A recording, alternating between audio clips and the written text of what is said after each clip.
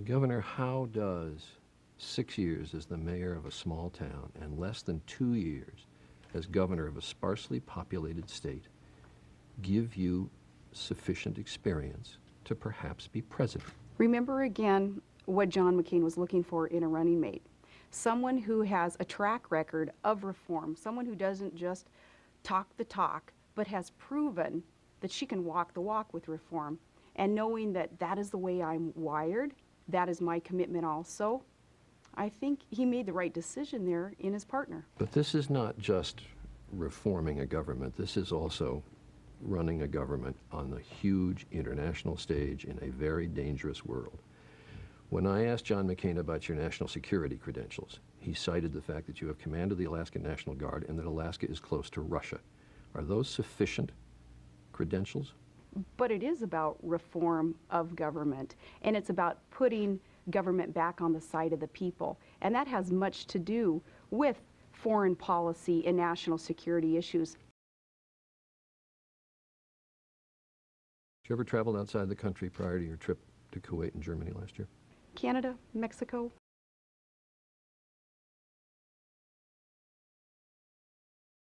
And then, yeah, that trip that was a trip of a lifetime to visit our troops in Kuwait and stop and visit our injured soldiers in Germany. That was a trip of a lifetime, and it changed my life. Have you ever met a foreign head of state? There in the state of Alaska, our international trade activities bring in many leaders of other countries. And all governors deal with trade delegations who act at the behest of their governments. I'm talking about somebody who's a head of state who can negotiate for that country. Ever met one? I have not, and I think if you go back in history and if you ask that question of many vice presidents, they may have the same answer that I just gave you.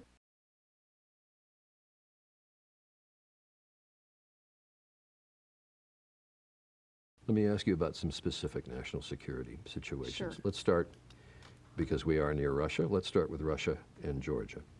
The administration has said we've got to maintain the territorial integrity of Georgia.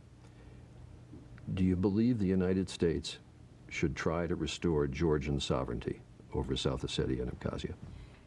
First off, we're going to continue good relations with Saakashvili there. I was able to speak with him the other day and giving him my commitment as John McCain's running mate that we will be committed to Georgia. What insight into Russian actions, particularly in the last couple of weeks, does the proximity of the state give you? They're our next door neighbors, and you can actually see Russia from land here in Alaska.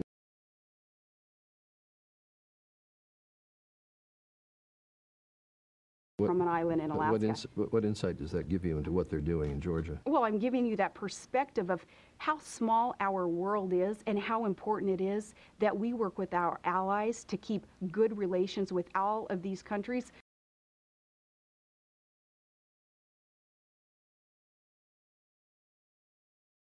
Especially Russia. We will not repeat a Cold War. We must have good relationship with our allies, pressuring, also helping us to remind Russia that it's in their benefit also, a mutually beneficial relationship for us to all be getting along. Would you favor putting Georgia and Ukraine into NATO?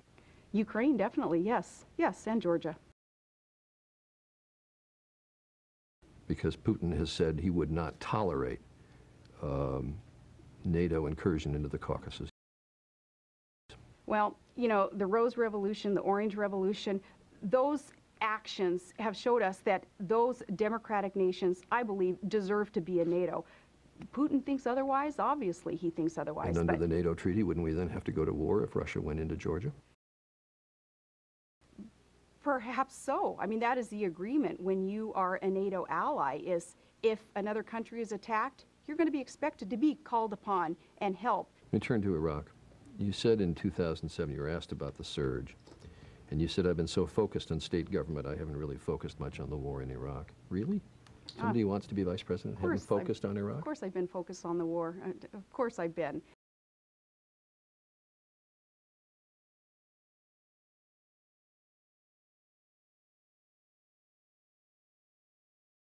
As every American has been. Why'd you say that? Since 9/11.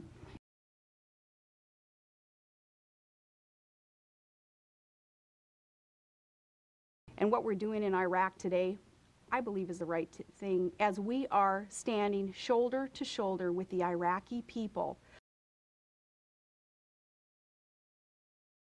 fighting against al-Qaeda, fighting against Shia extremists and other terrorists who would seek to destroy Iraq's democracy,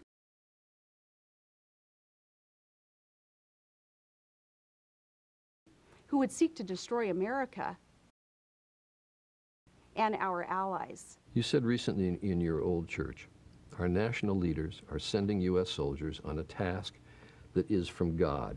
Pray for our military men and women who are striving to do what is right also for this country, that our leaders, our national leaders, are sending them out on a task that is from God. Are we fighting a holy war? The reference there is a repeat of Abraham Lincoln's words when he said, first he suggested, never presume to know what God's will is. And I would never presume to know God's will or to speak God's words. But what Abraham Lincoln had said was, let us not pray that God is on our side in a war or any other time, but let us pray that we are on God's side. That's what that comment was all about, Charlie.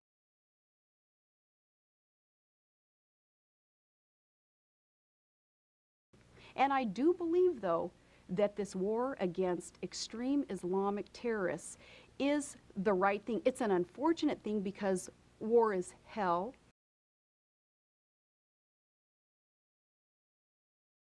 And I hate war. And Charlie, today is the day that I send my firstborn, my son, my teenage son, overseas with his Stryker Brigade, 4,000 other wonderful American men and women to fight for our country, for democracy, for our freedoms. I take your point about Lincoln's words, but you went on and said there is a plan, and it is God's plan.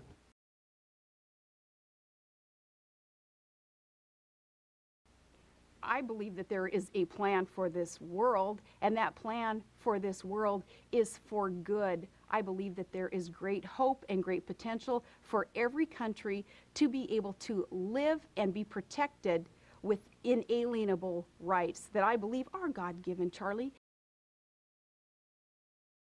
And I believe that those are the rights to life and liberty and the pursuit of happiness. That, in my worldview, is the grand plan.